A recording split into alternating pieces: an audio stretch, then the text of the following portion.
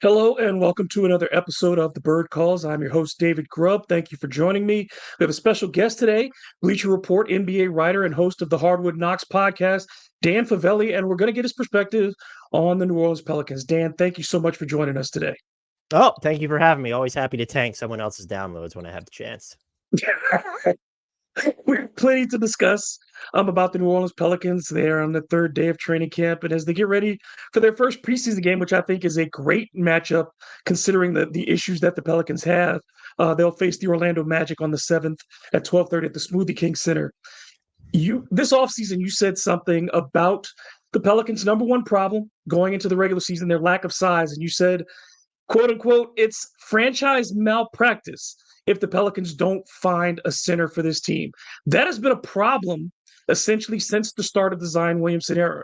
When with Derek Favors, that did not work. Brought in Steven Adams, that did not work. Jonas Valanciunas gave his best in 3 seasons with the Pelicans, didn't miss a game, did everything he was asked. But again, the fit was not right with him and Zion Williamson and where this team wants to go. Now they go into this season. There is not a regular on the roster taller than 6'8" if you look at their top 10, 11 players. And it looks like they may go with Daniel Tice as the starting center for this season. What are the Pelicans thinking? I honestly don't know. And I wonder if the two things that have stood out to me is, did they expect the Brandon Ingram situation to unfold differently? Where did they think they were going to be able to move him as part of a larger package that brought back a big man? And even if they didn't, I'm starting to wonder if they're being too particular in the type of center that they're looking for, where it has to be, a Miles Turner like center or a Jared Allen center, like kind of the two opposite ends of the spectrum. You mentioned Jonas Valanciunas. You mentioned Steven Adams. I would argue that neither of those dudes were perfect fits alongside Zion, but when Zion was on the court, statistically, they by and large made it work. And so to me, I look at it and say, all right, if you want to hold out for a bigger move, I get it. But like, why couldn't there have been kind of a smaller, like, why can't you go out there and see what does it take to get Day'Ron Sharpe or somebody from the Brooklyn Nets? Because I think Zion has shown that he can play. It might not look perfect, but he can play alongside basically any type of center. And so if you can just get, I think the bigger issue too is if you told me they re-signed Najee Marshall and this was the roster they had, I might feel a little bit better because then it's like, oh, look, the positional rebounding is at least going to be fine. But to let him and Valanciunas go, I feel like it now makes it harder for you to end possessions. You have great, kind of a perimeter base there. Zion improved as a defender as well. And I know that you have Herb Jones to pitch in as part of like the big man stuff. I just don't love the idea of that being this team's, I don't want to say full on, but like close to their primary identity at this point. And finally, yeah, I think there was some kind of, there's been debates, at least at Hardwood Knocks, our commenters saying about who they're actually going to start or play the most. And then Brandon Ingram the other day was kind of talking, Shamit Dua had tweeted this out, and the lineup he kind of mentions, it doesn't include a big. So it doesn't include Daniel Tice, Yves Missi, nobody. And so it's like, oh, are the Pelicans like really going to lean into this kind of no, we don't even have to call it Zion at the 5, but this kind of no big look. And that, I love small ball lineups, but just based off the personnel they have, I do find it a little concerning. Yeah, my biggest concern is the rebounding, like you said. That's one of the things that this team does not have guys who are particularly adept at that skill. Trey Murphy does a good job rebounding the basketball and got a little bigger in the offseason. But if Trey's not in the starting lineup, when you look at that starting group, Zion has never been a guy who gives you volume rebounds. Brandon Ingram averages about 5 to 6 rebounds. Herb Jones is about 5 rebounds for his career. So, and really, if you're going to play small, you're putting the onus on your guards, particularly Dejounte Murray and Herb Jones, who are going to have that responsibility of cutting off the paint a lot of these times. It's on them to close these possessions and turn possessions into transition opportunities because there is no big who's going to take it. And quite frankly, if Brandon Ingram is the primary rebounder, you're not going to get the pace that you want. So I don't know how they're going. That's, when the teams beat them, it was because the Pelicans were unable to stop second chance opportunities. It's because they were not able to close possessions. And I think that that's going to be a real problem for this group. Do you have your own theory as to like how they got here? Do you think that they're here on accident a little bit to where because what's also awkward about this team, and I've talked about this a bunch, is they could make like a tiny move technically because of some of the salaries they have. But after sending out Larry Nance Jr., Dyson Daniels, like you really don't have any of these sort of mid-end contracts that you're willing to move because I would view Herb Jones basically untouchable at this point. And so, like, if you have to get a center, it's you're looking at, oh, we need to move Brandon Ingram or CJ McCollum, who just make so much money that it almost has to be this bigger trade. And so I do wonder if was it the calculus that they thought they were going to have an easier time moving Brandon Ingram? Was it a miscalculation to not kind of target a big or protect Larry Nance Jr. as part of the Dejounte Murray trade, which I overall loved in a vacuum? I just find it so bizarre that this is where they're at, and we're, like you said at the top of this podcast, we're about to start the preseason. I have thought that the Pelicans have been perpetually a year behind on making the decisions correctly. Right. I think that they've had opportunities throughout David Griffin's tenure, and I think that their desire to be able to prove that something does or does not work on the court with evidence has hampered their ability to make decisions that needed to be made. And I think you could see before last season that the Brandon Zion duo needed to be split up for whatever reasons. The financial reasons are there, the on-court play reasons are there, and the ultimate future of how you're going to invest in this franchise is there. They're at two different phases of their careers. Zion is entering the prime of his career. Brandon, you could say, is at that stagnated period for a lot of players post 25, that they're not going to become lead players for a winning team, but they're not bad players. That's where Brandon is stuck. Like, he cannot be the best player on a championship team. You figured that out.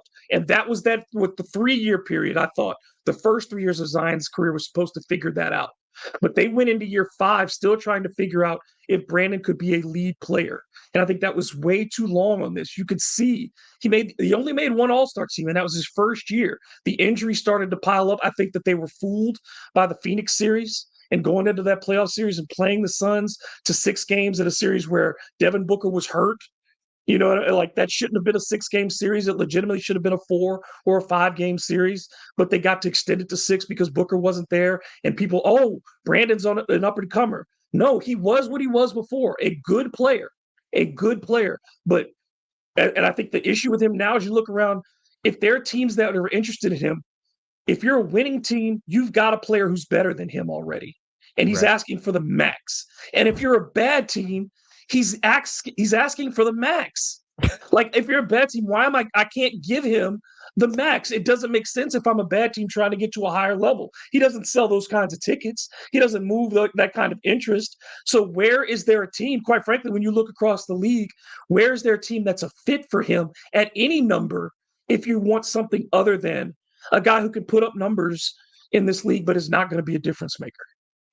Yeah, his is. I do wonder to what extent that the Zion Williamson of it all and the injuries that he suffered kind of delayed what the Pelicans were thinking, because it was whether you think that they didn't need more information on if these two could work together, were they coming at it from the perspective of, well, Zion's just going to miss time every year, and so we need someone who can theoretically keep us afloat during those stretches. Kind of like, you mentioned that I know Devin Booker was hurt, but that was like Zion Williamson wasn't there either. That's a pretty big piece to miss. And I think where I'm at with Brandon Ingram, what always puzzled me is even last year when Zion was at his best, he and Brandon Ingram, when they were on the floor together, felt like they were leading such two separate existences.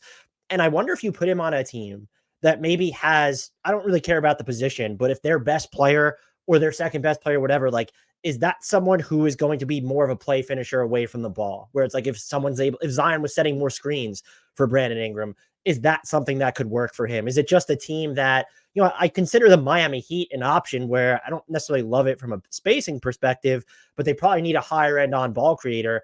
Is that the type of team that could bet on him? I think what you also touched on, which is fascinating, and I think 100% correct, is that he's asking for the max. Teams don't want to pay him that. And they're also trying to still figure out, like, what are these non-megastar? Like, there are the no-brainer max guys. Once you get past their, the extension, the rookie extensions, like the fun max, as Brian Windhorst calls them, that's fine. I think they're trying to figure out, well, what are these non-megastars worth as they get to their third contracts? And Brandon Ingram's in that weird space. So I wonder if that contributes to the tepid interest. I would argue, though, and this is with the caveat that I don't necessarily think there is a perfect fit out there for him. The market is going to determine how much he's worth. And so, like, you might get to a point, even if the Pelicans end up keeping him, he might want the max. That doesn't mean he's going to get it. It's the same thing, with the Knicks and Julius Randle before they traded him. I get wanting to, punt on having to deal with the free agency decision. Who was giving Julius Randle $40 million a year when you look at the cap space landscape? And when we're talking about, oh, it's so hard to fit Brandon Ingram in, if you trade for him, and it costs less in terms of assets than maybe it would have a year or two ago, I think that you'll be in a position to, and I hate to frame it this way, but like squeeze him or wait him out for the market. And I think that surprised me a little bit that we haven't heard more teams, again, like a Miami, maybe even like a Memphis or something, that weren't kind of in on him there. I honestly do believe, though, what you touched upon to just end it here with it is it's the money that I think that teams are so. And also, I know he's an expiring contract, but like $36 million isn't necessarily an easy number to match for all these teams. Like, it's going to cost you multiple rotation players at that point. So I think kind of the more than Brandon Ingram, the player being this, I'll call it a specific or unique fit, I think it's just the salary demands coupled with what he's already making have probably halted any plans that the Pelicans thought they were going to have on the trade front. I mean, and the year that he's becoming a free agent is a very tough year for him too, because the number one pick in the draft is likely going to be a small forward in Cooper Flag. So all these teams that are potentially seeking to fill that role at the lower end want Cooper Flag. Like, you want the cheap kid with upside rather than the 28-year-old who's kind of set in his ways. And I mean, I think that's part of it too, is there's a big adaptability question for Brandon, because going back to that Olympics, the Team USA experience, where it felt like he was unable to adapt to the role that Steve Kerr was asking of him, and he goes to the bench, then he comes back and has what he says in his own words were the worst season of his Pelicans tenure. And then he goes into the offseason, has the bad playoff series. Yes, he was coming back from injury, but that's the last thing we saw of you, is getting benched in fourth quarters in the play-in against the Lakers and struggling down the stretch against Oklahoma City when you were the focal point of the offense. So now, yeah, I look at it and I'm just like Schmidt and I have tried to do the mental exercise of going through the teams in the NBA and saying who can have that combination of money, opportunity, and that desire to have Brandon's unique but definite skill set. And I mean, like, you're trying to place Carmelo Anthony almost, but less threes. Like, that's been the weirdest part of Brandon's career trajectory, is most players shoot more threes as they get older.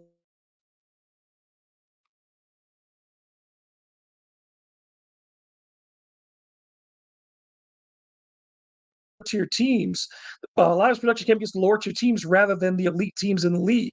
So it's almost, there's this selective on and off switch that kind of has become apparent too. So there's just a lot at a really bad time for Brandon. And I get it. I'm sure his ego took a big hit when you go off into the offseason and it seems like nobody in the league wants you.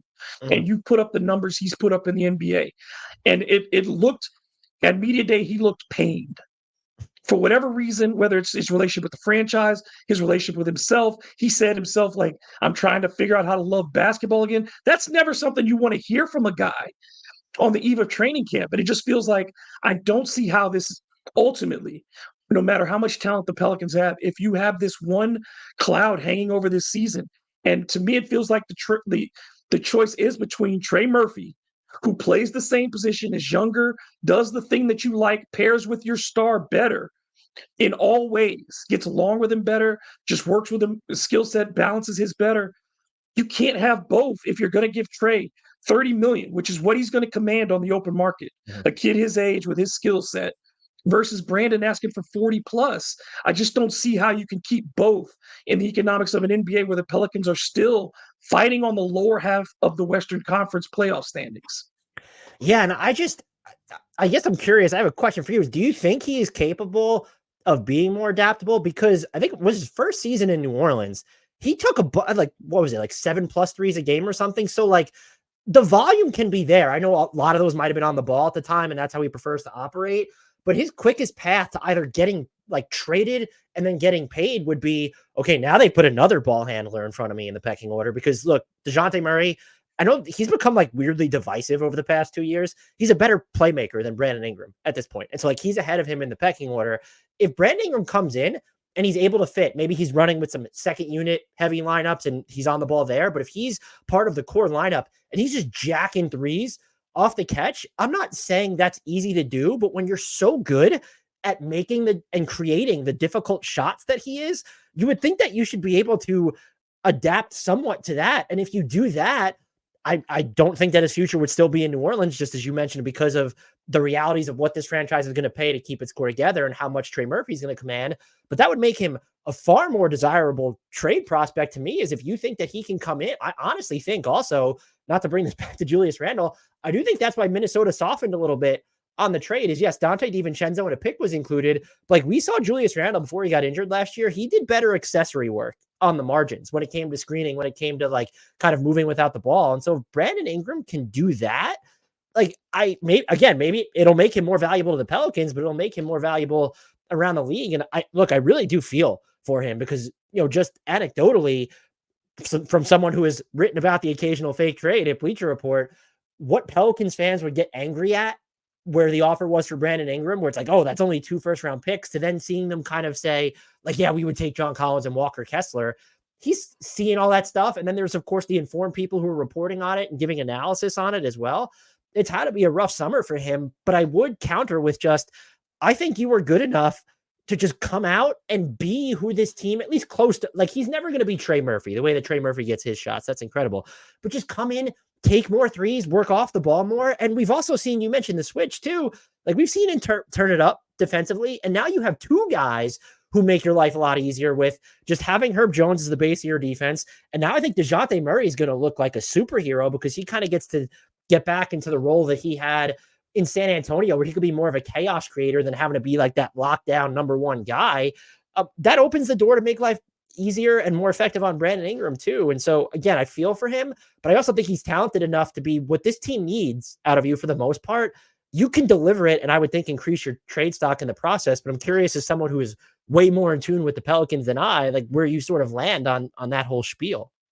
Yeah, he's been really stubborn. Like the other part too is in his game is there's an opportunity, because now that you don't have a Jonas Valanciunas, you need a back to the basket threat at some point, to be able to toss it in and have guys play off of somebody in the post through movement or whatever. And I think Brandon has shown, again, that's an area where he functionally can operate. Zion cannot operate in a low block.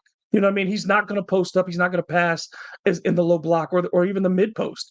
Brandon can do those things. And I think if he wants to make himself more valuable, like you said, teams are going to look for adaptability from him at this point.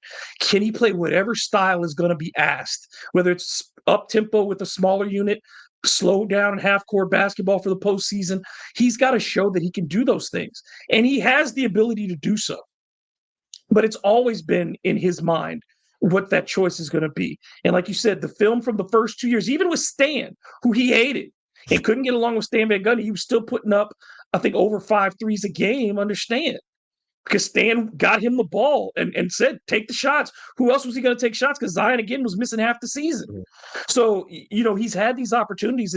Is he going to make that decision? And I think for Brandon, it's always been that. His ability is there. No one has ever questioned his ability, but you have not seen the evolution in his game. I think, when you see scorers, the other part is as they get older, they take fewer dribbles to do the work. And Brandon is one of those guys where you can watch him play. And when you see him start to do too many dribbles, we used to count them in the stands. Like the media, we'd be like, if it's more than 3 dribbles, this is going to be a missed shot, because he's going to dribble himself out of the rhythm. And you'd see it a lot of times. It's not a lock with anything, but where these things come from. It's because you've seen enough of the pattern with a player of they're choosing this rather than running the offense, rather than moving to the open areas. They're making the game harder. And Brandon succeeds way too often at making the game harder for himself. And I wish that he would simplify it, because he's going to have to this year. The shots are not going to be there at all these levels that everyone is used to. Zion shots will go up, but DeJounte's not getting 18 shots a game this year. That's just not how this offense is going to work. Brandon's not going to get 15, 16 shots a game this year. It's just not how this offense is going to work. So everybody's got to get used to doing more with less. And like you said, when you talk about Herb Jones, he's used to doing more with less. Trey Murphy's used to doing more with less. Brandon's got to figure that out. And I think that in the NBA, because there are so few true stars, the best way you can be a secondary player is be an elite role player, and be able to adapt to different circumstances. And that's the test for Brandon Ingram. Yeah, I mean, even Dejounte Murray, people had similar questions when he got to Atlanta. And while that didn't work out, like he showed he can do more, not necessarily with less, but like he started hitting more and taking more catch and shoot threes. And so I and it's also, you look at it and you get into, okay, he's entering his contract year. And he's not a perfect fit for this roster. How big of a distraction does that just become internally, not just for him, but for a team where they're probably going to be asked about it? And then if they're better than expected, is it going to be because Brandon Ingram has helped enable that? And if it's not, what is that going to do to the coverage? And then if they're worse than expected, it feels like he will be the player that's scapegoated for it. And maybe he will be primarily responsible for not fitting in enough, but what are you supposed to do with this player who's making 35 plus million if he's not fitting in? Because I can't even wrap my head around, like, it's not just the contract that they decided and went and added another ball handler in the equation ahead of him. And I think that they needed that type of a ball handler. I just always assumed when it happened, he would either be outgoing as part of that trade or there would be subsequent moves lined up. And I think that might be the most fascinating part of what the Pelicans did in the offseason and how they're constructed now, is that they have more information than I do. Like, did they actively make this decision knowing that there's a better than 50-50 chance that he's still going to be on this roster come opening night, and to then go about and make the move anyway? It really is intriguing because it creates all sorts of combustibility. It's one thing to kind of ask Brandon Ingram, can you adapt to being a better number two to Zion Williamson? But I just look at it as, even if you think Brandon Ingram will score more, you're asking him to be like kind of the third wheel at this point. And that is certainly not something his game is hardwired for at the moment. No, it is not. And I think you're right. I think the Pelicans anticipated, I think we all anticipated there was another move coming when the Dejounte Murray deal was made, that there would be a third team potentially that would get added to it and Brandon would get moved along. And I think you're also right. I think they've set their sights to where fans have been conditioned to think about Miles Turner and Jared Allen and those types of players. And now it's shifted to DeAndre Ayton, who also is a weird fit for this team, I would think. Like, to me, I think the center position for the Pelicans is not about offense. Everybody focuses on the offensive part for the Pelicans. And like you made the point before, it worked with Steven Adams. It worked with Derek Favors, even when those rare opportunities that Zion played with him. Like, the numbers defensively were still good. The team was very good. They were able to win those minutes when those centers were on the floor. So I think what you really just need is an anchor who's a legitimate anchor. Somebody who will do the dirty work, who's fine not getting any shots, but will block shots for you and run the floor. I really wanted the Pelicans last year to get Derek Lively. He was somebody that I felt like if they had moved up in the draft to get a Derek Lively, he fits perfectly with what they want to do. And you saw how he transformed Dallas. And then I look at this, the Pelicans went left a different time when they tried to have Boogie and AD and be big when everybody was kind of playing smaller. But now the West is overwhelmingly filled with big teams. The NBA in general has length across the front lines. Again, this is a league that has gotten bigger, but in this division, you're talking about Derek Lively in Dallas. You talk about Victor Wembanyama in San Antonio. You talk about Jaren Jackson, Steven Adams, not Steven Adams. You have Jaren Jackson and Zach Edey in Memphis, and Houston has Steven Adams and Jabari Smith and Alperen Sengun, who have all torched the Pelicans at different times. To be as small as they are, and David Griffin kept saying, well, we're long. That's fine side to side. Mm-hmm. But where your shoulders are matters on the glass. Where your shoulders are matters, at protecting the rim. And I just don't, it feels short-sighted. It feels like, he said, we'll figure it out. That's a lot to put on Willie Green's table to figure this out when none of your bigs and none of your bench bigs are active or proven rebounders or defenders. It's just, I think you put them at a real disadvantage. They've entered the point too where, like, I would be okay with DeAndre Ayton on this team. It's just what else is coming back in that deal. I assume Brandon Ingram's not going to Portland. I would see honestly, which is really bad, is that I'd be most concerned about the rebounding with DeAndre Ayton than anything else. I know people get annoyed with his lack of rim pressure. He's actually a pretty good mid-range shooter. I think he's shown he can play in different defensive coverages. The rebounding is just so darn inconsistent. He quietly had an excellent close to last year, though. But if you're the Pelicans, you have to look at it and say, well, he's on the books for 30-something million for another year after this one. Like, do we view him as someone who's going to be movable at that number? And then it boggles my mind that, though, even if we're talking about DeAndre Ayton, and it's just like, well, there needs to be a third team because Brandon Ingram's not going to work in Portland. And so you get hung up on that as well.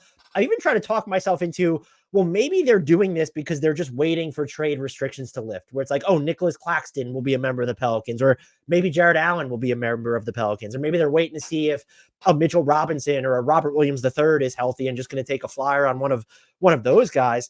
I just can't get there though. Like, because I look at this roster, I'm like, there's no way like this was the plan. And that's what's most unnerving to me, is because I love the Dejounte Murray addition, but they've confounded me to just like no measure at this point. And both of us have talked, and like, we haven't even really mentioned the name. Like, do you expect any of the kids, so to speak, like Yves Missi or Matkovic to get a run here? Or is it just going to be like, no, we'll play smaller and hope Daniel Tice and, some Jeremiah Robinson are all sprinkled in will be enough? You got Willie Green as your head coach, and Willie has shown you that he doesn't like rookies unless they are elite defenders. That's what got Herb Jones into the starting lineup as a rookie, was that you could not deny his ability to defend multiple positions. His offense was atrocious that first summer league, but you could tell this is a guy. As soon as you found out that Zion Williamson wasn't playing, you're like, Herb Jones needs to be the starter, because he was so adaptable immediately, and his IQ was beyond his years. But again, if you're talking about an NBA team, you play your best 9 on a night-to-night basis. There's not a big in that top 9. And then you go beyond that, guys like a Jordan Hawkins, who was looking for an expanded role in year 2. There's no place for you. Where does Jordan Hawkins get minutes? Because you're behind Dejounte Murray, you're behind CJ McCollum, you're behind Herb Jones at that position, you're behind Jose Alvarado. So, I mean, it's like there are all these guards who are in front of you in the rotation. Javonte Green is going to be ahead of him in the rotation as a veteran if he's on the final roster, which I assume he will be. But I mean, like, none of these young guys, where are you going to get minutes from? Because all of the Pelicans, they've done this before and said we're the deepest team in the league, but it's all at the same positions. So you have these guys who will go 3 or 4 nights and won't get any minutes because the same guy at their position is playing very well. So there's no value in that player sitting on the bench 3 nights in a row as a reserve. Matt Ryan, who they released and brought back because he was a shooter, he's not getting shots. When is Matt Ryan going to get shots? Right. Like, it doesn't make any sense. It's like they built a roster that is halfway on 2 ideals. Because on the one principle you have to have as many shooters as you can around Zion Williamson. And so you've got all those shooters. But on the other hand, you also need a lot of defenders. So you got defenders, and very few of those players cross over. Very few of them cross over. Your best defenders are not your best shooters for the most part, and your best shooters are not your best defenders. So you can't play all of them together. And to me, the best starting lineup for the Pelicans, and I want to get your thoughts on this, is if you're starting Dejounte, then you have to start Trey because you need threes. You're going to start Brandon because you don't have any choice here. You're going to start Herb, and then you're going to start Zion. If that's your 5, they may be talented, but I don't see most nights where that's a winning formula in the NBA. Like, you're counting on Zion being special at a very high level of special every night to win those games. Yeah, I mean, that lineup in a vacuum, I feel like, would be killer. But how many minutes can you run it out? There's the Zion, and I know that when Zion is your 5, he's not necessarily doing all the regular 5 things.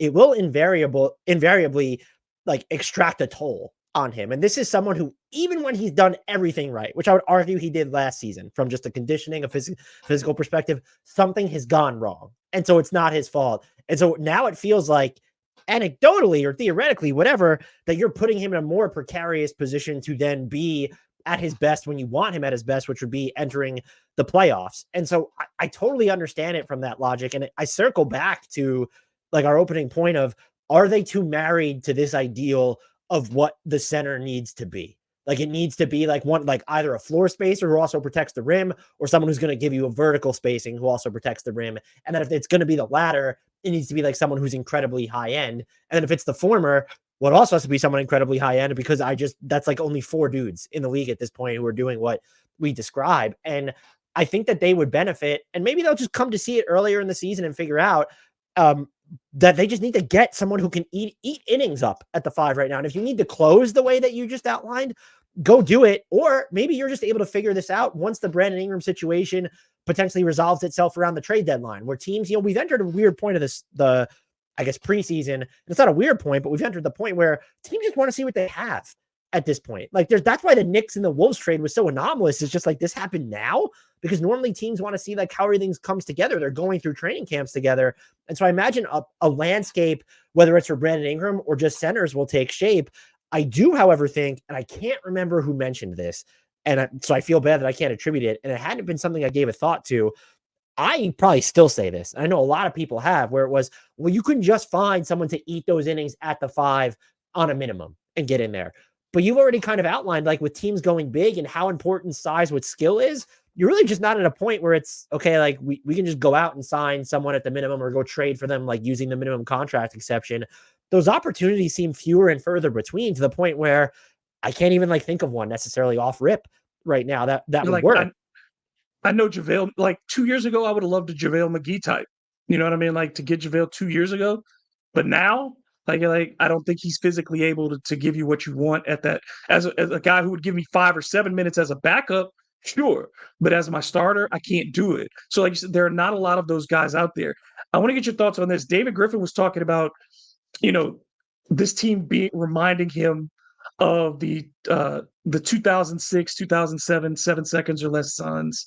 The Suns' best 5 that year was Barbosa, Sean, Marion, Steve Nash, Mari Stoudemire, and Kurt Thomas. That gave them they were plus 25-9 with that group. Thomas 6'9", Stoudemire 6'10", Marion, a guy who's a volume 3-point shooter as a 3. But they're that smaller group he mentioned with Boris Diaw, it was Raja Bell, Boris Diaw, Sean Marion, Steve Nash, and Amari Stoudemire. That was Phoenix's 15th best lineup, with the smaller guys. And they were only a plus 9.7. He also talked about the Warriors' death lineup. And I think people have misused the Warriors' death lineup for years in talking about small ball, because the Warriors in 2014-15, that's when they introduced the death lineup. That group only played 102 total minutes together. 102 total minutes together. And that their best 5 that season, and to me, is, again, people forget how the value of guys like Andrew Bogut, how high it was for the Warriors. Their best 5 that year was Curry, Thompson, Iguodala, Green, and Bogut, and they were plus 27.3 with those guys. So the value of a traditional big did not go away with those teams. You just saw that, yeah, you could do these really small, quirky lineups for bursts, but they are not things that are sustainable over the course of 82 games.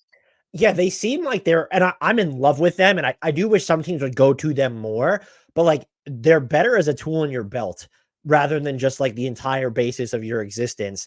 And I mean, you point to some of these small, like look at the Warriors death lineup. Like where is, aside from Zion Williamson, who you don't want doing the 5 responsibilities, like where is the undersized girth? Like I know Herb Jones is strong, but like Draymond Green, there's like kind of that big man build to him. The same thing with Kurt Thomas or Boris Diaw when we're talking about those Sun teams. I think even like when the Knicks were talking about playing, and they might still have to do it, is just OG kind of doing your 5-man responsibilities with Karl-Anthony Towns on the court. Like, well, at least Karl-Anthony Towns gives you that girth, and then like OG Anunoby strong. But if it's OG Anunoby is like kind of the ideal of, no, that'll be like the center of like that'll be our center type defense. Like he's always, not that he struggled, you can do it, but like he's not going to, he's strong like Herb Jones, but he doesn't give you like kind of just that girth to stand up against more traditional 5s who were at the point where I think a few years ago, maybe because the concept was a little bit more foreign or novel, teams might have tried to match what you're doing when you downsize. I think we've kind of seen a lot of times now, it's like, no, teams will they'll continue playing big, or they'll try to get by. Like the Clippers, if you downsize against the Clippers 2 years ago, they'll probably try and match you, or maybe they're the team that's downsizing. Now it's like, no, we'll leave Zubats out there, and like sort of good luck with that. So that's something that they're going to have to, I think, reconcile. And I mean, even I guess Daniel Tice does give you that girth element, but even he's not traditionally big. But again, he gives you that element. He also just, I'm always marveled that he's not 37 years old. I don't know if it's injuries or the number of teams that he's played. Like it just feels like he's been through the ringer. And so I guess he's younger than I expect. If he's also healthier than we expect, perhaps that works. But I feel like you've now reached a point where if we're scaling ahead of the playoffs, maybe it kind of works, just this mishmash up front throughout the regular season. If you go into the playoffs and you say, like right now, their best center is the best player on the Pelicans roster. It's not is it their like 9th best player? That's just going to objectively be an issue, because you will run into a matchup where that's going to absolutely cream you. Yeah, I don't think you can small ball Nikola Jokic. I don't think you can small ball Joel Embiid. I don't think you can small ball the Celtics because even their small ball lineup has a 6'10 Jason Tatum. You know, Yeah. it's it, if they're going Horford at center, that's still a 6'11 Al Horford. You know what I mean? Like it's not a small team. The Orlando Magic, a team that the Pelicans have struggled with the last 4 or 5 years. I think the Pelicans have one win against the Magic over the last 5 seasons. That's a long team. Like you're talking about a lot of height that they have to deal with. And Zion is a guy just by nature, the nature of his game. He's the most blocked player in offensive, in shot attempts in the league, and he's only going to take more shots. So those. It just I don't know how they can survive, and I think that this idea that you can just play small ball for 40 plus minutes a night with a team that does get injured, like as you bring up the LG Anunoby, are you going to put a guy who had some serious injuries the last couple of years and make him play center minutes a lot and get beat up? And Zion, as you said, has needed perfect conditions. As great a player as he is, he's needed perfect physical conditions. Are you going to do that to him when he's much better as an off-ball defender than he is as an on-ball defender? Are you going to do that to Herb Jones, who you do need, who may be the most indispensable player on your roster? Can you allow Herb Jones to take that kind of beating every night, though Herb will gladly do it for you? Like, do you want to see him end up like one of the Chicago Bulls under Tom Thibodeau, where you thought everybody on that roster was 40 and they were just still in their mid-20s? You know what I mean? Like by the time you saw all those guys, whether it was Luol Deng, whether it was anybody on that front line in particular, Taj Gibson, they all seem to get old before their time. And I think it's because you're doing too much in a role that you should not be doing. And I don't want to see that happen to Herb Jones. I really don't want to see that happen to Trey Murphy, who's going to probably have to play a lot of 4 this season. And yeah, he's 6'10", and yeah, he bulked up and he's about 215 now. But still, that's a lot of work to do as the guy opposite Zion at the 4 spot. And I just don't know if they're capable of doing it on it for 82 games. Yeah, I'm going to be fascinated to see how the team is run. And then if you don't want to put them in that position, then if you're not going to play the kids, how important is Daniel Tice to you? Or even, honestly, I love the Javonte Green signing, particularly in the context of this roster. When he's been healthy, like that dude will defend up. I don't know if he's like 6'4" or something, but like he will guard bigs. And so like that's someone who can eat up the wear and tear. But we're sitting here talking about a Pelicans team that if Zion's healthy, could be a top 10 player in the NBA. You have talent around him. If we're sitting here talking about like how important is Daniel Tice and Javonte Green to this night? Like that's just objectively problematic. And I just don't, I'm criticizing them, but I don't know what the solve is because I don't know that they are the ones who they haven't necessarily complicated Brandon Ingram's value. We could argue that maybe they held on to him too long. I also understand the logic of like, this team was dealing with injuries at the end of every season. We wanted to see everyone together for longer stretches. And then I guess the biggest critique would be like, you couldn't figure out how to get some type of big sandwiched into the Dejounte Murray trade because you were more concerned about balancing your books. And now you're at a point where it's okay. Like Nick Richards might make sense for this team. You're probably not going to trade Jordan Hawkins for Nick Richards because Jordan Hawkins has the cachet of he was drafted number 14 overall. And then it's Nick Richards who's on an expiring contract. And it's Nick Richards, but like, how else are you supposed to get there? I guess at some point they'll be able to stack a couple smaller contracts, but at minimum, then we're talking about like, all right, this is the Pelicans until December 15th. And you could lose a lot of ground in the Western Conference during that time. You could also like someone could suffer, be too banged up during that time as well. So I think I'm not ready to rule out that it won't work. Like the lineup that you outlined, it would not shock me if, we look a month into the season, they're outscoring opponents by like 20 points per 100 possessions or something wild like that. But like, is it going to work over the long term? It just feels like they're playing an unnecessarily risky game, and everything they've said, everything they've done, it has not sold me on like, this is your vision. No, you haven't sold me on, this is sort of just like, we're here accidentally. Yeah, I think that's what it feels like with this franchise in general, is because on the exterior, you'd say, well, they've won more games each of the last 3 seasons. But they're still sitting in 7th or 8th or 9th every time when we get down to the end of the regular season in the Western Conference. And I look at them as a team, at best, you're hoping that they can get to a 6 and out of the play-in. Like, really, that's the goal for this season, is to get out of the play-in. And I don't know if you can invest financially I think now windows are about 3 years in the NBA, where before maybe it was 5 or 6 you thought about your team together, but now it's about 3. And I think if you're looking at this as with their spending and as any small market team has to do, especially now with the restrictions of the new collective bargaining agreement, when you go in, and CJ McCollum said this as well, and obviously he knows a lot about this agreement. He helped author it. But when you go in, it's a team's got to believe now's the time we're going to win. When you spend the money, you got to believe you have a chance to win a championship. And I don't think even at this team's best, and that's again, I think they can win games, certainly. When you're this talented at those positions and you have a player who's a legitimate top 10 contender player in the league in Zion Williamson, you have a chance every night. And you can win some games. But do I think this is a championship caliber team, a team that can win 4 series in the playoffs? I do not.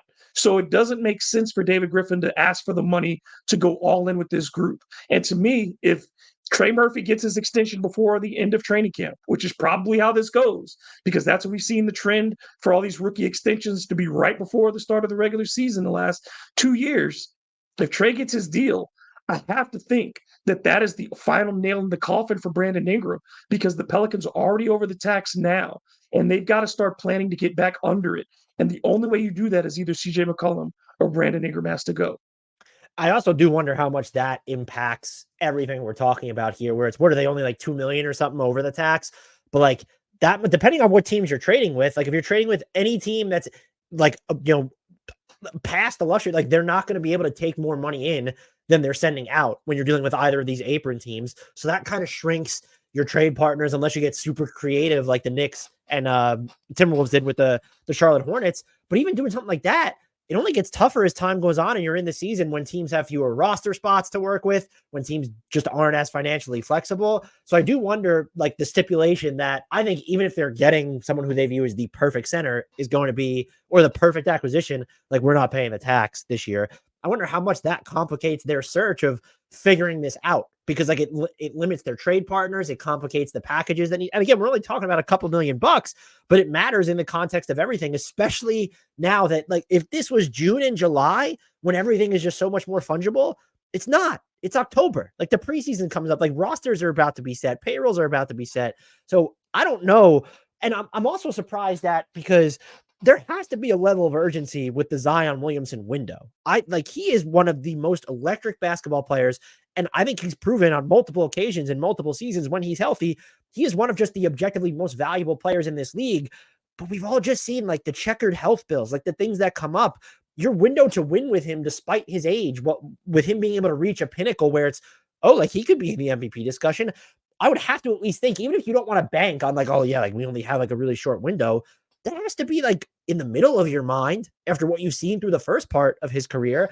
And so to end up at this point where we're saying they could win a bunch of games, like it wouldn't shock me if they're in the top 6. Like, you tell me they're third in the West in the regular season. Like, am I going to predict it? Absolutely not. Am I going to push back against it? No. But like, to not even have just this functional big that you're prepared to lean on with size, with like, or at least if this was your vision, why wasn't the roster better molded in the image of it? So that's why you're just not going to sell me on, like, this was kind of the plan, or we were ready to kind of wait this out all along, because your roster is just not built like it. And I don't, it's a lot of hemming and hawing because I don't have the answers. But I do think, even while the Pelicans might not necessarily be responsible for the way that Brandon Ingram's value around the league is being perceived, like, they're definitely culpable to some extent to how they got into this situation, because you traded for Dejounte Murray, and what was that? That was June, right? When the trade gets pulled off. Yeah. It's now October. Like, there was a stretch of time where you could have figured this out, at least to, okay, maybe Brandon Ingram's still on the roster, but you could have figured out a way, like Nick Richards is in here. Or did we sign one of these minimum bigs that were floating around, just like a body who might be able to eat innings? And you didn't. And I just don't understand why. I think I would have made an offer to the Pistons. Like, their team that needs scoring on the wing. They end up getting Tobias Harris. You know what I'm saying? Like, the Pistons end up with Tobias Harris. Would Brandon Ingram not have been as attractive as Tobias Harris to the Pistons? I guess and the Pistons have bigs. I guess if they're thinking about his next deal, and Tobias Harris is more of a rental, and at least Tobias Harris can play off the ball. He's more of an iffier fit when you're talking about not just Cade, but Jaden Ivey, Ron Holland, Asar Thompson, guys who aren't good shooters at this stage of their career. But like, yeah, I mean, like, and that was also, I mean, the Pistons were like acting early. Like everyone just agrees, like they kind of botched the Tim Hardaway Jr. trade. Like they gave up Quentin Grimes. They only got some seconds back. But like, I would have to believe that you could have made an offer, especially earlier in the offseason, that maybe gets you Isaiah Stewart, if that's like the player we're kind of targeting here. And maybe you could still do that in the middle of the season, but it's going to get a lot harder. And are you yourself going to end up with Tobias Harris now because it gets harder for the money to work? Or end up with Tim Hardaway Jr. because the Pistons aren't sitting on cap space anymore? I honestly don't know. And look, the other part of this is too, I have to imagine Brandon Ingram is only going to objectively, even if he's playing well, he's probably going to get less valuable as the season goes on because his team can't integrate him through a training camp. And then they're going to point out, okay, well, he has to be paid. So we only have him for a few months and he could technically leave. This is an unrestricted free agent. We could sit here and say, there's probably not going to be a strong market for him, but like teams aren't going to frame it that way. He's a free agent who they're now going to get for a partial season. They don't even get him to go through their preseason program unless, like, even at this point, they could trade him as we're recording this. And it's just like, that's not going to be an ideal circumstance when it comes to integration since he's relocating. And that's going to be a fascinating part of this as well. And I honestly wonder, based off I'm sure there's been offers for Brandon Ingram, is this a matter of there's really not a deal that works, or the Pelicans still kind of playing the game of like, no, we need like X as the baseline value, in which case, well, then, yeah, they are really responsible for the situation in which they find themselves. Yeah, I just think at some point you just got to remove the piece. Like if you know you're not keeping him for the long term, you got to figure that part out and move on. Because I don't think it benefits anybody in this circumstance for this thing to keep lingering. It's not going to benefit Brandon. He's going to, I mean, it's just only natural. He's going to make business decisions. The team is going to make business decisions, and it's going to get awkward. It's already shown. Look, CJ McCollum, who adapted more than anybody last year, has already said, I don't want to go to the bench. But it's probable that CJ's going to go. He and Trey are probably going to end up on the bench if they end up starting Daniel Tice. And I think that that's awkward too, because the whole key is for this team too. If you're going to play small, you better shoot the ball well. And yeah, the Pelicans were 4th in the league in shooting, 3-point shooting percentage last year. But they were 24th in attempts and 18th in makes. And they've got to be top 10 in both of those if they're going to play this kind of lineup. Yeah, and it's a wild to contemplate that your two best shooters in CJ and Trey Murphy may just watch them coming off the bench. That would be bizarre. It's unforgivable, is it not? If you're going to start a team with no just knockdown shooters with Zion Williamson, you are making a huge mistake. You cannot say, it doesn't matter who the other 4 guys are. If none of them are knockdown shooters and you're starting them opposite Zion Williamson, you wouldn't do that to LeBron, right? We've seen throughout his career, LeBron has to have shooters around him. You wouldn't start the Lakers' problems is because they've not had shooting around LeBron James. That's one of their biggest problems. So you're going to do that with a smaller version of that, essentially. It's Zion Williamson, a guy who does not rebound at the level LeBron does, who does not pass at the level LeBron does, but is an incredible interior scorer, but you're going to have no shooters around him. Yeah, that would be, I mean, I guess they could go the quick hook route and like stagger Brandon Ingram that way. What's the point? But I know, I'm trying to rationalize it. But yeah, you don't have, I mean, Trey Murphy should just start. I know it's not really about who starts, but when you look at what this team actually needs, like Trey Murphy should start. Like he's going to give you the two-way play. And then look, CJ McCollum deserves a ton of credit for how he's adjusted his game since coming to New Orleans. Like the 3-point volume has come up. He's done more stuff off the ball. And I guess that's what's really perplexing here too, is like, even if we idealize the version of Brandon Ingram on this team that could work, it still isn't what the Pelicans need most. It's just, how can Brandon Ingram be a better fit for this team? Not does he optimize the final product of what would, like, if their goal is to enter championship contention. And again, that's on the Pelicans more than Brandon Ingram because he's still on this roster. And it's just like, and that's the nutshell of it. Is like everyone, it seemed like Pelicans fans at large, I don't want to paint a broad brush, but it seemed like the fan base was pretty much, okay, resigned to after last season, Brandon Ingram and Zion Williamson, it's not going to work. And like, why are you supposed to believe any differently now that Dejounte Murray is in the fold? And there's just, I keep circling back to that same logic. And so you use the word unforgivable. It's probably accurate. We should wait and see how the games play, but I'm just kind of thinking in the back of my mind too. It's so, even if the Pelicans are a lot better than expected and this works, so like doesn't it still qualify as asset mismanagement because we know you're not going to pay both Brandon Ingram and Trey Murphy moving forward. So if he's still on your roster because you won 50 something games and it was working and you didn't want to bust it up, does he just leave for nothing then over the offseason? And that would be the other thing too, are they just so opposed to taking back certain salaries as part of any trade where let's say Miami came calling, are the Pelicans going to get pocket shot? Because like, whoa, like Duncan Robinson and Terry Rozier's salary are in this deal. Like we can't, those guys are on the books for next season. Like we can't do that. Like how much of that is a factor in all of these negotiations? Like how much are you willing to pay either the players or player that is coming back as the centerpiece of a Brandon Ingram deal next year when Trey Murphy's deal kicks in? Like are you going to view it as, well, if we do that, then we're going to have to move CJ over the summer too? Yeah, they have put themselves in a very weird financial position because they tried to serve two masters. Like I think the year that Zion was gone, they tried to flip it and make it Brandon's team. So everything was catering to Brandon in that regard. And they wanted to see if he would seize that opportunity. And numbers wise, he was okay, but it still didn't feel like, that was the year that they lost to Oklahoma City in the play-in game and did not make the playoffs. So it felt like then, like, okay, well, now your ceiling with Brandon, and I get into this argument with Pelicans fans. Your ceiling with Brandon as the best player of your team is 7-8. That is your ceiling. You've seen it because you've had enough games without Zion to know that's what you get. You've had two basic full seasons almost without Zion, and that's where you ended up. Your peak was 7-8. So once you decided that, to me, if I'm David Griffin and I know I'm getting Zion back, I know he wanted to see if Zion was healthy. But if the downside is if we had missed the playoffs completely and ended up in the lottery with Zion coming back healthy and having moved on from Brandon, I think the upside was higher there than sticking with Brandon for 2 more years as they've done and putting them in this bad asset management position because you could already see the curve with Trey was headed up.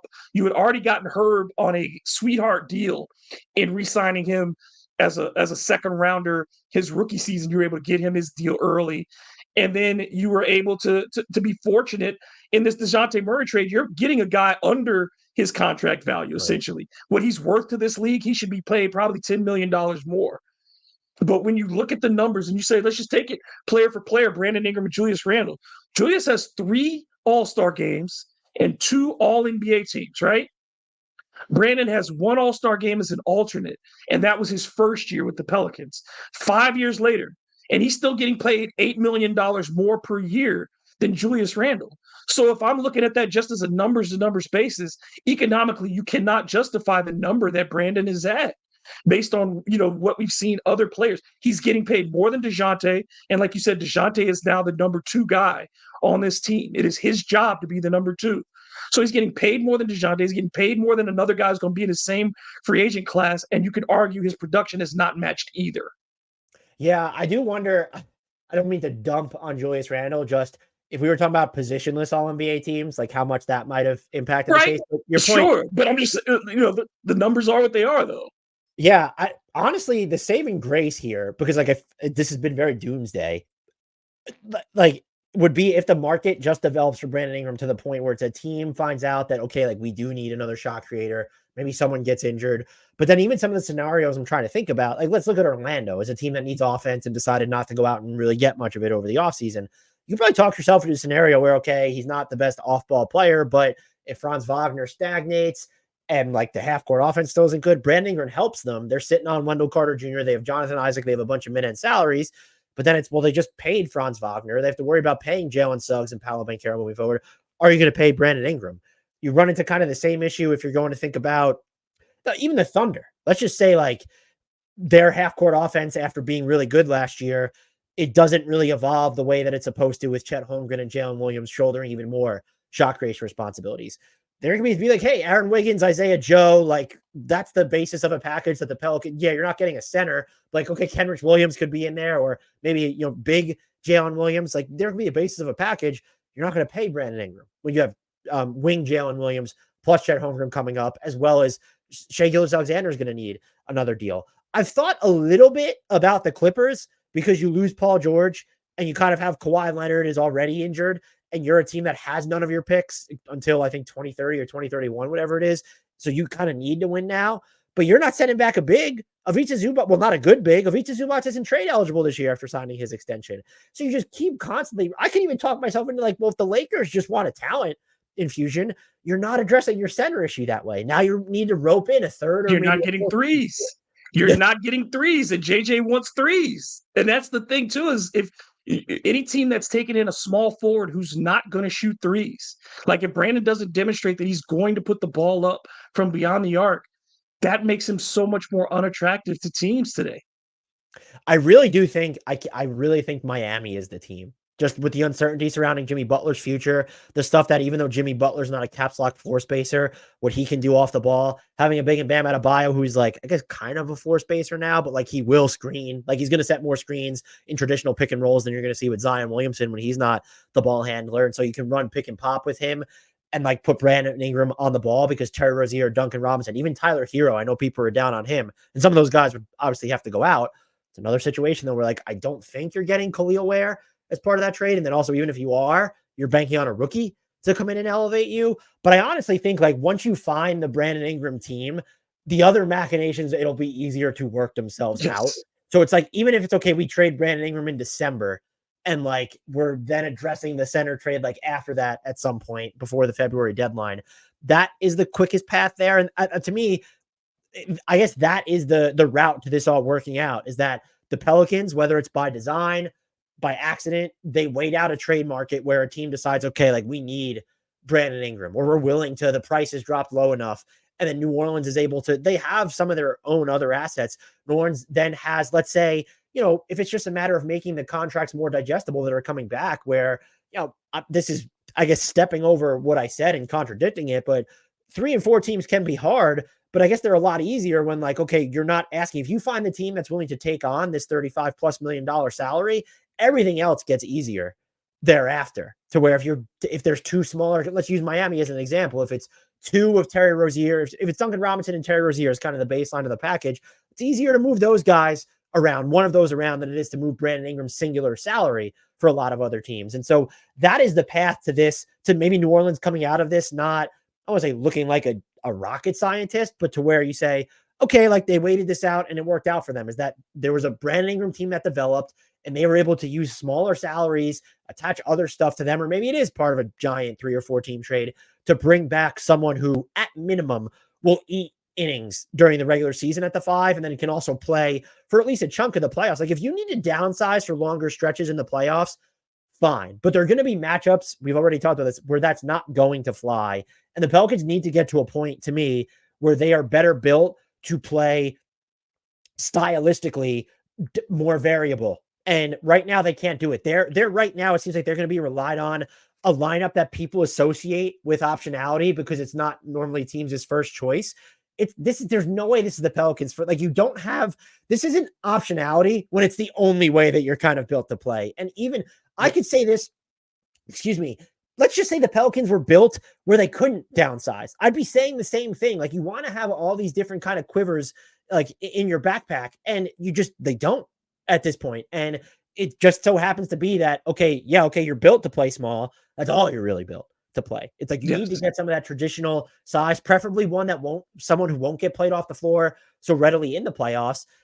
How do they get there? Again, I really do think, I'm not calling myself a genius for this, but like it feels like they've been shoehorned into, there needs to be a Brandon Ingram team that like something needs to go wrong early in the season for a team, or maybe really right, where it's like our defense is great, we're more competitive than we thought, we're Brandon Ingram away from kind of being better than maybe Charlotte decides, oh, like we're healthy and winning games. Like they could talk themselves into Brandon Miller, Brandon Ingram, and LaMelo Ball moving forward. And they kind of have the salary structure where it works. I mean, like what are you going to be excited about coming back from them at that point? You're not going to, okay, Nick Richards is coming back, but what other money is going to be involved? But that's what the Pelicans need to kind of bank on happening here, is that a team emerges where it makes sense for them to trade for Brandon Ingram as a value, like that they want to keep him long-term, so that it allows the Pelicans to go out and balance their roster in a way that frankly should have been done months ago. Yeah, because right now they're like a pitcher who only has a fastball, and usually those guys, like you can be a one-pitch pitcher out of the bullpen. If all I'm asking you to do, again, like you talk about short-term fix, yeah, it's fine for 3 batters. I could throw gas for 3 batters. Mariano Rivera had 1 pitch. He threw the cut fastball. That was 1-2 innings tops. But you're not asking him to start, every 5 days. You can't do that. And like you said, I think it feels like the Pelicans can own if they're not doing everything right on a nightly basis. If they're not shooting well, how do they win? You know what I mean? Like if there's a night when they can't hit shots, how do you win when you don't have size? Like there were games that Jonas Valanciunas, for all the times people wanted to move past Jonas, there were games that they needed him to win, that he could grab 20 boards that night and give you extra possessions that nobody else on that roster could give you, that you could throw it in to him for 5 or 6 straight possessions when everything else wasn't working, and he could just muscle his way to the bucket and get to the foul line and get the other team's bigs in trouble. Who's going to do that? Who's going to do that? You can't just say, well, we're quicker than these guys. That's fine. They'll meet you at the rim. Like you can be quick. They'll meet you at the rim. And I think I agree with you. I think I'm not saying it's all doom and gloom for the Pelicans, but where are you trying to go with this? Like if it's not a championship team, and it's not a team that can really make a run in the playoffs, I don't think this is a second round playoff team as currently constructed. It may not be a first round team that gets out of the first round. If that's the case, what are you doing? You're in kind of this no man's land as a team to where you're just playing to be good because you can't be great. And it's interesting that we're here because, like, think about last season when like Jonas Valanciunas isn't starting certain second halves it's like they've kind of overcorrected from there. And I think people, if they want to be, I don't want to say optimistic, but if they want to play devil's advocate here, it's like, well, everyone was criticizing the Pelicans for this. Then now they've gotten to this, and it's okay. Like it's not. Again, stepping on toes, what we already said, like you're just supposed to be able to you're supposed to have more than one weapon in your tool belt. And like, as of right now, it doesn't feel like you have to believe that there's a big, whether it's Daniel Tice or Yves Missi or Carlo Makovich, that is going to come in and make a difference that we're just not accounting for. And if Willie Green isn't going to play 2 of the 3 guys that I just mentioned, is Daniel Tice really going to be that much of a surprise? And look, maybe there is a pathway to doing that where it's okay. If Daniel Tice can give you 25 minutes a game, which would probably be a career high for him at this point, sure, there's a path that's working out in the regular season, but like Daniel Tice is your primary 5 in the playoffs. If you have to match up with Minnesota, if you have to match up with Denver, like the list is just going to go on from there. So it's so bizarre that they're here. And I will say, even if they are waiting this out, and even if it does kind of end up working out for them, we tend to, or at least I'm guilty of doing this, discount how long it can take things to come together on the fly. Like very rarely, it's like Kevin Durant going to the Golden State Warriors level exception. Or what the Celtics did last year was also kind of an anomaly where they made really high-end changes in their top 6 and they won the title right out of the gate. A lot of the times it takes a while. You look at the guys you do that with. Drew Holiday is a guy you can do that with. Right. Kristaps Porzingis is a guy you can do that with because, Drew is the ultimate teammate. Pelicans had him. They know. Drew's the ultimate teammate. He's not a lead guy. He's fine not being the lead guy, but he can play like a lead guy on certain nights and just adjust to what he's supposed to do. The Pelicans are asking a lot of guys who've never adjusted to anything to have to adjust. And then let's use the ideal of they acquire Nicholas Claxton or Jared Allen at the trade deadline. Like it's going to take time for like Dejounte Murray and Zion. Like where do those guys want the ball? Like where are they going to be best positioned? Both of those, well, I guess Jared Allen's played with Evan Mobley, but like Nicholas Claxton's never kind of played with a 4 like Zion, where it's like they're not going to necessarily occupy the same space, but he's not necessarily having to use to jockey. Like the Nets just won't play him with Ben Simmons because they know like that's not the best way to establish their floor balance. That could take time, and you could say, all right, like this is great, like they'll be ready like next year. If there's anything we've kind of learned, this isn't just the Zion Williamson of it all. It's just that title windows seem to just be more fleeting than ever, where it's like, you can't, like, let's look at the Nuggets, where I myself was just like, man, they're really set up to kind of run the tables for years to come. There's maybe one team, maybe I think you have to say Boston too, because people were hard on them, but like they were always there. This is years and years of this. They changed out some pieces, but like Jason Tatum and Jaylen Brown are there. How much longer do they have when you're looking at the second apron realities and both Jaylen Brown and Jason Tatum are on a supermax?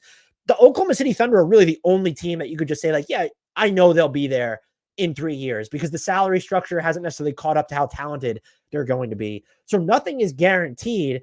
And I just, to get to this point where you might be banking on, like, we'll figure it out mid-season. I'm not going to say that you've decided this year is a gap year, but it just becomes exponentially harder to be the idealized version of this team if you're integrating.